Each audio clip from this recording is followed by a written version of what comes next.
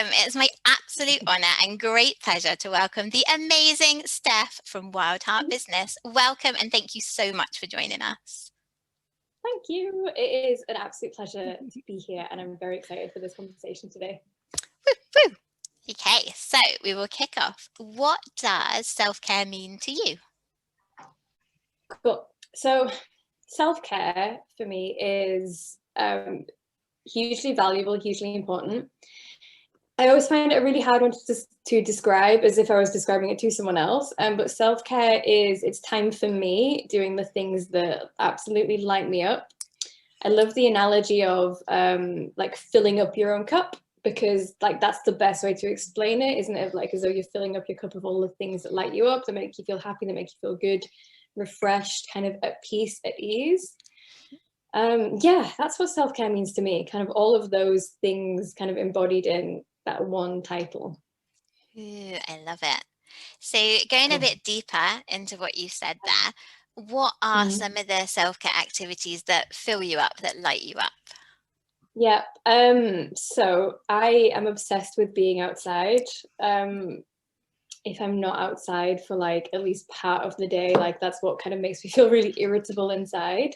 So anything to do with being outdoors, nature, hiking, walking, I go mountain biking at least once a week, is probably like my first and foremost for self-care.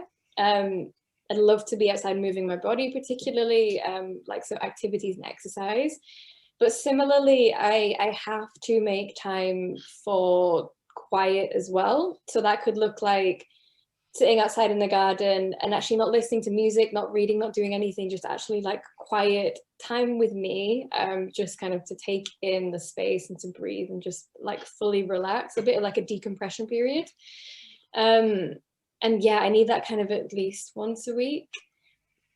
It could look like, you know, curling up on the sofa and having time just watching Netflix. It mostly evolves around like giving back to me, so rest, restoration, and exercise, balancing between the both, because it's not physically possible, is it, to kind of push your body to like mountain bike to the extreme every single day. So like balance is really super important.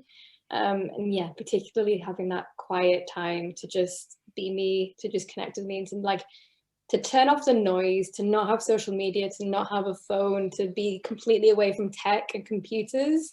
You know, particularly if you're an entrepreneur and you work from home, like the biggest part of your day is probably spent on Zoom, isn't it? Like working with your clients, you know, particularly if you're working remotely, as like most of the world is at the minute. So yeah, taking that decompression time, having time completely away from it, moving my body, being outside, connecting with nature, those pieces. Yeah, amazing. Yeah. So on like a day-to-day basis, you're kind of checking in with your self-care, you're having a quiet time. Are you checking in with yourself like emotionally, spiritually, physically, and mentally, or is that changing kind of day-to-day, moment to moment? Changing, kind of all of the above, kind of depending what's going on. I'm really strict around myself with putting boundaries in my day. So within like the middle of the day between 12 and 2, I will always take time away from my desk, like have a proper lunch break and like go outside, like take dogs for a walk and just, you know, be away from desk for a little while. In terms of what that time is used for, it's kind of everything that you listed, but it'll change depending on kind of what I need and what I'm feeling at that time. So sometimes it will be like the emotional check-in. How am I feeling right now? What's going on?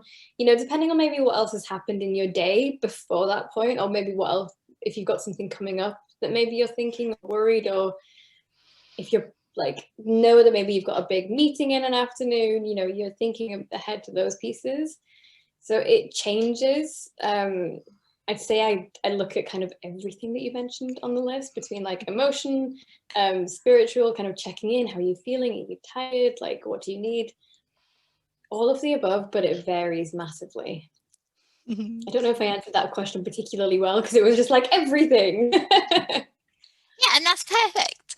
And I think it just goes to show that self-care is whatever yourself gets to take as care, and that's going to change. all the time.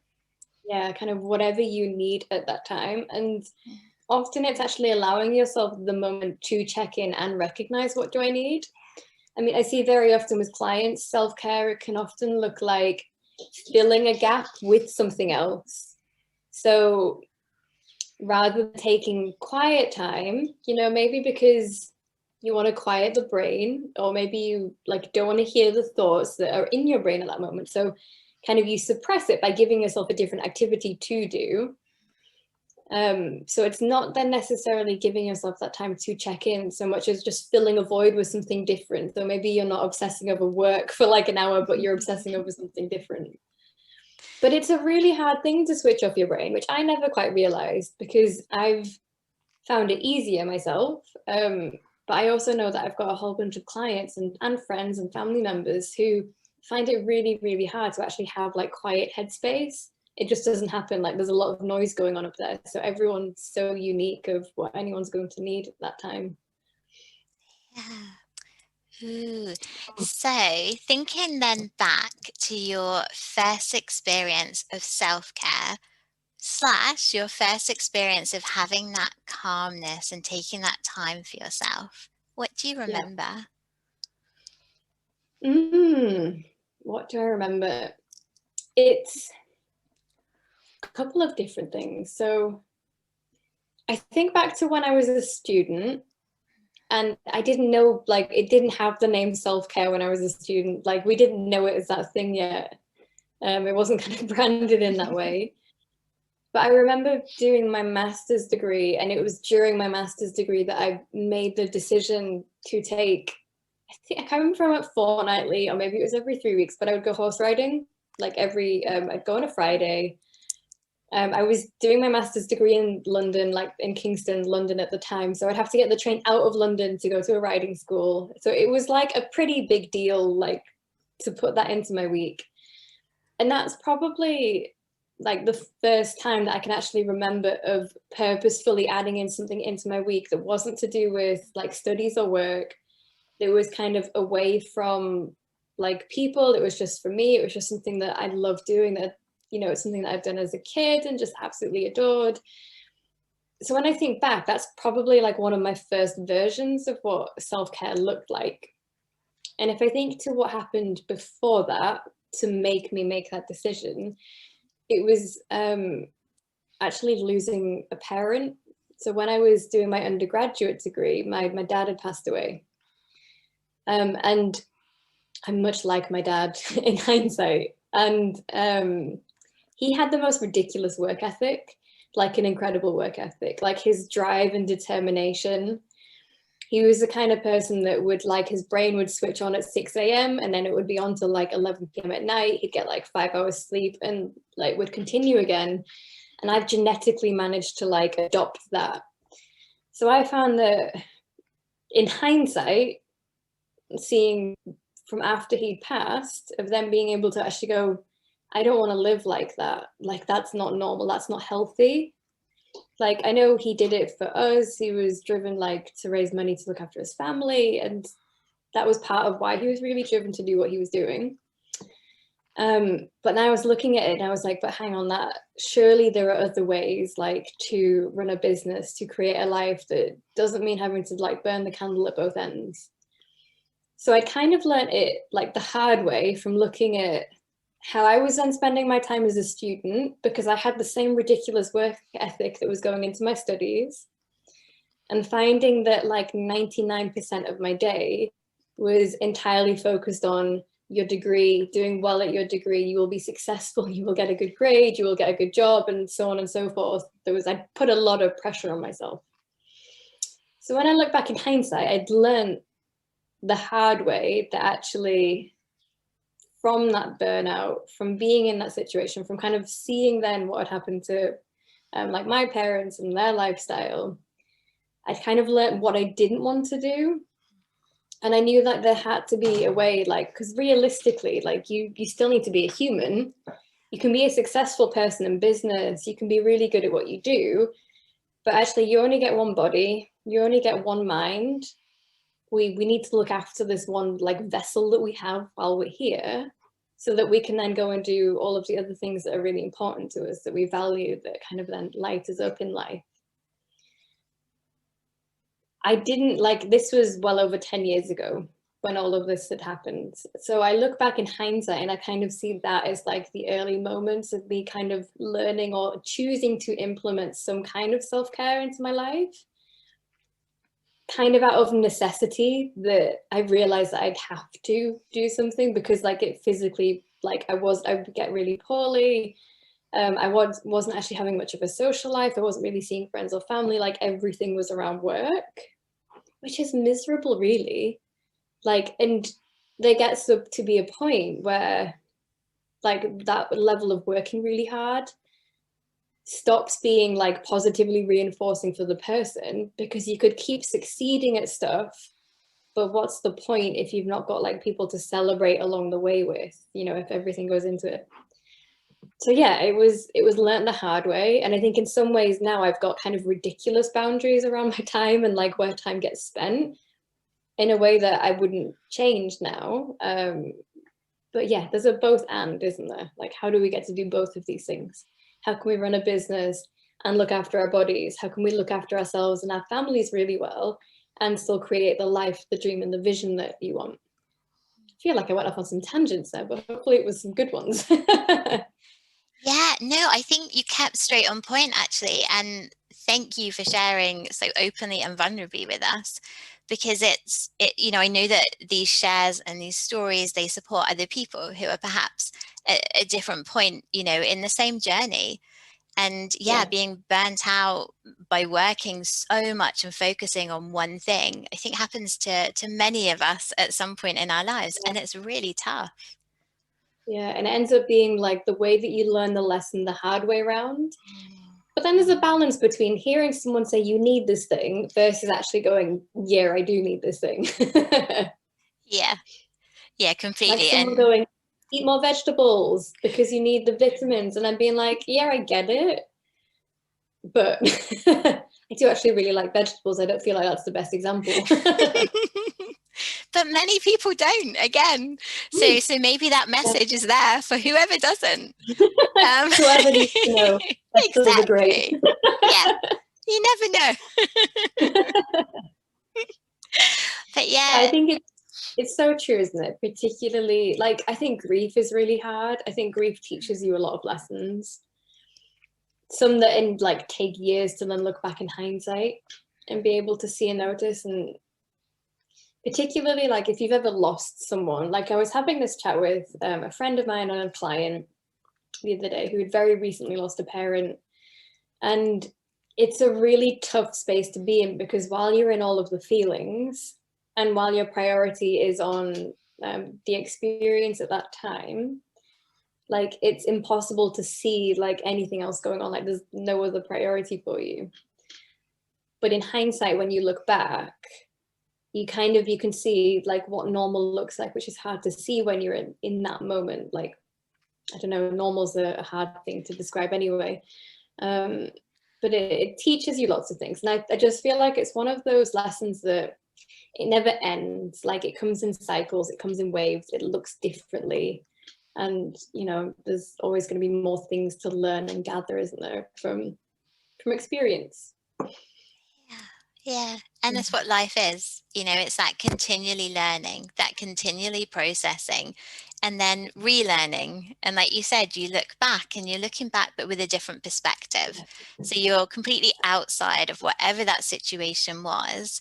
And then that enables you to kind of go, oh, okay. So it was really tough and that was really not very pleasant at the time. But now I can take these learnings and I can lead forward to support my own time, like you said, with your boundaries, you know, around your own time and your self-care. It's given you that incentive and motivation to really hold fast to them. And that will serve you now. Yeah, it builds resilience, doesn't it? Which is what, like, it's what people need, it's what animals need, it's kind of what we end up teaching in hindsight. It's resilience to be able to kind of continue to make those changes and to look at, well, actually, what do I need to live really, really well? Yeah. So we've talked about your boundaries around your self-care a bit. How Mm-hmm. do you let people know that that is your self-care time so that they know and are not able to encroach on it? Yeah. So like for the like my 12 till 2 window, so Monday to Friday, that is always blocked out. It's in my schedule. And because it's blocked out like in my calendar, anyone that I work with, they just know that that's not time that can be booked into.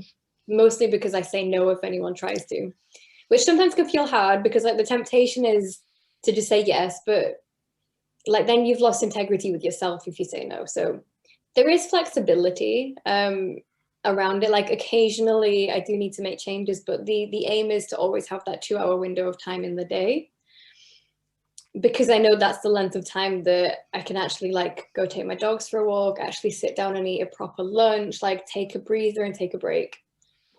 So whether it falls between 12 and 2, like there's flexibility in like the window of time of when it is, but mostly it's then and it's in that calendar.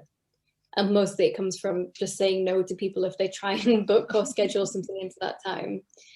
In terms of other people, it's just having conversations with people around like what do you need and when, and what does that time and space need to look like, and having an open conversation with someone, from being able to really effectively say, this is what I need right now, this is the time that I'm putting for myself, and here's why. And just making sure that it's always coming from a place of kindness, so that it's not coming from like resentful, it's not coming from anger. Or if you're open and honest with people from the beginning around what things are happening and when in your schedule, then you can avoid conflict happening later on down the line. Of if you set loose boundaries or loose expectations of what that could be like, you know, potentially at the risk of people pleasing, but actually by people pleasing, you're probably still not people pleasing in the long run, if that makes sense. Yeah. Boundaries are kindness, having open conversations with people are kindness, and listening to what you need at that time, and then just being able to have the conversations with people around you of, hey, actually I need this time for me right now, or like I hate double noise. You know, like if there's like you're listening to two things at once, really hate it. And that can just actually look like saying to someone, hey, please, would you mind, you know, turning off one of those things, or like I will turn off this one thing. Getting your needs met and just asking for what those needs are, and just coming from a place of, and here's why, and knowing it's not selfish to ask for those things. It's actually for the benefit of yourself. And when you look after you, you're in a far better position to look after people around you, because when you've got energy, when you're rested, when you're looked after, you're then far more prepared and able to support the people around you, because you've looked after you first. Like there's no point in trying to look after other people when you're exhausted, because you're not going to be able to do that, are you? Or at least not to like the level that you'd like to. Yeah, I think that's really important. And Yeah. it does, it's, you know, the same as like filling your cup up first so that you've got the energy, you've got the love in yourself to be able to go and share with other people. Yeah, and the same, like, you know, putting your oxygen mask first on an aeroplane, it's the same. You take care of you and then you can go take care of everyone else. Exactly, which makes you better in like business, or it makes you better in relationships and friendships and with people in and around you. It makes you better with family, because you're able to then actually be present with people rather than like trying to multitask, which makes all tasks actually take like 3 times longer rather than just doing like the one thing at a time. Yeah, I love it. And yet we're totally not taught that. We're taught, yeah, do everything at once, especially if you're a woman. Yeah. So women can multitask. Do you know what? No, no one can multitask No. well. You might get Yeah. away with it, but you won't be doing a good job. So pick one Exactly. I thing. mean, like, I know that we're superhumans, because Yeah. clearly we are, but I mean, even superhumans struggle at like trying to do like 10 different tasks at once. It's just not really serving anyone, is it? No, no. Well, no, it's the same when you're in the middle of it and you're doing it and you're juggling like crazy, then it feels like Yeah. you are. And then you take a Yeah. step outside and you go, oh, do you know what? That morning where I did the one thing, it was so Yeah. much better. Okay. Mhm. And then we can learn. Yeah. I know. So a friend of mine does a really lovely exercise like first thing on a Monday. So she gets clear of like her Monday hour one, here are the things that I'm going to do with my week. And I really like that system, because actually it looks at how you schedule your time, and all of your time gets assigned like the task to do. So you don't feel like you sit down to do something and you look at your whole to-do list and feel overwhelmed, because let's face it, to-do lists never run out. They just stay about the same size, but things get replaced.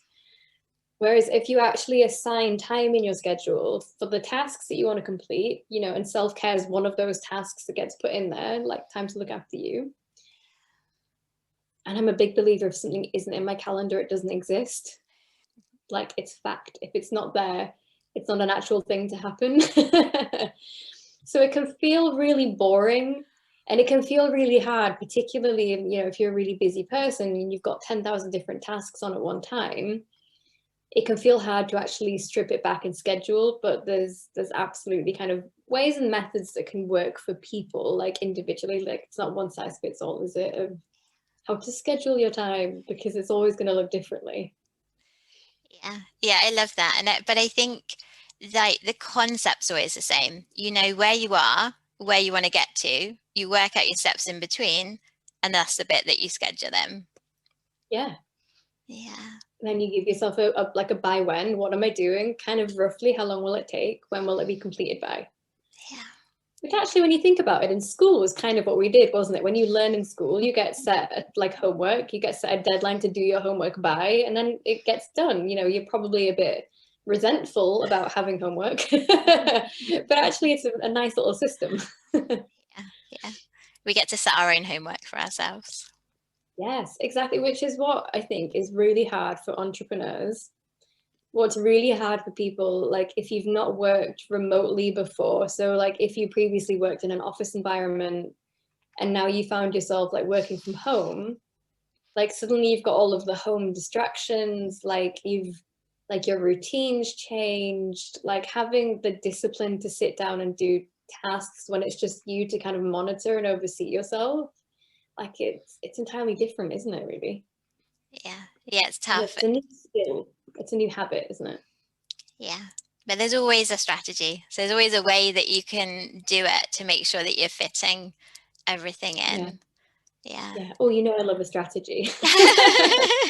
Woo, for strategy. Oh, amazing.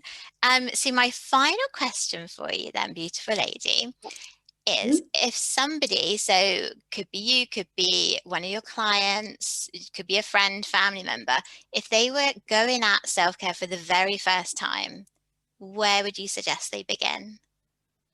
Oh, that's such a great question. I'd suggest starting small and like little kind of bite-sized chunks of what is appropriate for your current lifestyle, for kind of, you know, based on what your family looks like, how your day's filled, like what you do. I'd suggest first start by like allocating the time in your schedule, like put it in your diary, I like to set things in my phone because you get the reminder to tell you when that thing's happening. So put first up all, it could just like putting the time in your phone, and decide what you need for yourself in advance where possible. What's going to light you up, what's going to kind of fill your cup essentially. And that might look like, do you want quiet time? Like, do you want to take a bath? Like, do you want to get the bath salts out and the candles and the nice music? Do you want like quiet relaxation? If that's what you need, like get that in your schedule and just make sure that that time is there. And anyone around you who needs to know that that's happening, like make sure that they're aware of it. So if you've got kids, make sure that like you've got someone to take care of the kids for that time, so you can lock the door without feeling like guilt or feeling like you need to be somewhere else. So make sure that you've got everything else taken care of. Reflect on, I always invite people to reflect on what they did when they were a kid. Like, what was the thing that they did in like childhood, like kind of primary school age? Like, what were the things that you loved doing? Like, did you like riding your bike? Were you the kid that was like climbing trees? Were you the kid that was like playing the piano, or playing like any musical instrument? Were you the one singing? Were you the one dancing? Think back to what you were doing in that time. And if you don't know, then that's fine as well. You get to kind of maybe try different things out. But very often the things that lit us up as a kid are still the things that light us up now, just probably somewhere in like teenage years, we kind of lost touch with what those things were because we were teenagers and had hormones telling us what to do instead. So always reflect back on like what lit you up when you were little, because that is probably still going to apply today. So that might look like, you know, if you were the kid that loved dancing, maybe you go and find a dance class to take or an online dance class to take, because there's loads of them now. It's amazing. You know, if you were the kid that liked climbing trees, then maybe you like go and find, you go to a climbing wall, maybe you go bouldering, you know, you go find like what's the equivalent adult fun version of those tasks. Get them in your schedule, make sure that they get to be a priority for you. So if they're in your schedule, that doesn't mean that then you cancel last minute.